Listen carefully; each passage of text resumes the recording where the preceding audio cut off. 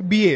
বাংলাদেশের প্রেক্ষাপটে আমাদের মেয়েদের স্বপ্ন হচ্ছে আমি বিয়ে করব, বরের সাথে বসবো পাশে, আমার গায়ে একটা সুন্দর বেনারসি শাড়ি থাকবে, আমাকে দেখতে সুন্দর লাগতে হবে। সুন্দরের সংজ্ঞা কি? আমার পেট দেখা যাবে, পিঠ দেখা যাবে, স্কিন তো দেখা যাবেই, হাত পা তো অবভিয়াসলি দেখা যাবে, এবং চুল তো দেখা যাবেই। একটা স্টেজে সবার সামনে পুতুলের মতো বসে থাকে, আর তার পাশে একটা গাধা আর একটা গরু বসে থাকে। নন মাহারামরা দেখে, সাথে মাহারামরাও দেখে। আর পাশে যে গাধাটা বসে আছে, যে গরুটা বসে আছে, ওই গরুর ফ্রেন্ড, এলাকার ছোট ভাই, এলাকার বড় ভাই, তারাও দেখতেছে এই মেয়েটাকে। তো এই মেয়েটার তো কোনো হেলদোল নাই, পর্দার তো কোনো জ্ঞান নাই। আর পাশে যে গাধাটা বসে আছে, ওটা তো প্রাউড ফিল করতেছে, মনে মনে হাসতেছে, মানে প্রাউড ফিল করতেছে, ও একটা জিতছি, আমি বিয়ে করছি, ও দেখ দোস্ত কত সুন্দর তোর ভাবি, আরে দেখ না দোস্ত, আরে কি অনেক, মানে বউরে সবার সামনে দেখায় সে খুব প্রাউড ফিল করতেছে। আরে গাধা, কেন কথা বলতেছে এটা পরে বলতেছি। আসলে যখন তোমার বউকে দেখে বলতেছে মামা তুই জিতছস, তার মানে সে তোমার বউয়ের চুল থেকে পায়ের নখ পর্যন্ত সে ভালোভাবে অবজার্ভ করছে। তুমি কল্পনা করো, তোমার বউকে তুমি সুন্দরভাবে প্যাকেট করে বোরকা পরে তুমি বিয়ের সেরে নিয়ে আসছো, তাহলে কি তোমার কোনো ফ্রেন্ড বলবে যে মামা সেই একটা বিয়ে করছস? কারণ সে তো দেখতে পাচ্ছে না।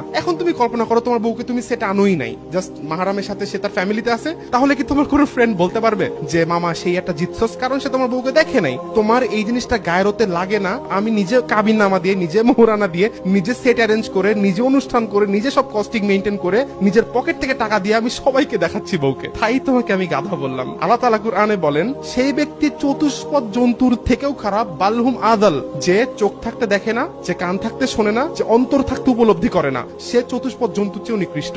যে তার ওয়াইফের দায়িত্ব পালন করতে অপারক, দায়িত্ব বলতে কি শুধু ভাত খাওয়ানো না, শুধু নিয়ে হানিমুনে যাওয়া না, শুধু নিয়ে ট্রিপে যাওয়া না, শুধু তাকে খাওয়ানো না। দায়িত্ববোধ কাকে বলে? তোমার বউকে তুমি পর্দার আড়ালে রাখবা, তোমার বউকে তুমি ঢেকে রাখবা, তোমার বউকে তুমি সবার চোখ থেকে আড়ালে রাখবা। This is the main responsibility of A husband. তাকে বলা হয় দায়ুস, যে তার বউয়ের পর্দা মেনটেন করতে অপারক, যে তার বউয়ের হায়া মেনটেন করতে অপারক, সে ব্যক্তি হচ্ছে দায়ুস। আর দায়ুস কখনো জান্নাতে যাবে না, লা ইয়াদখুলুল জান্নাহ। তাহলে তুমি জাহান্নামী হচ্ছ, এট দ্য সেম টাইম তুমি হচ্ছে গরু ছাগল, কুকুর বিড়াল, দ্যাটস ইট।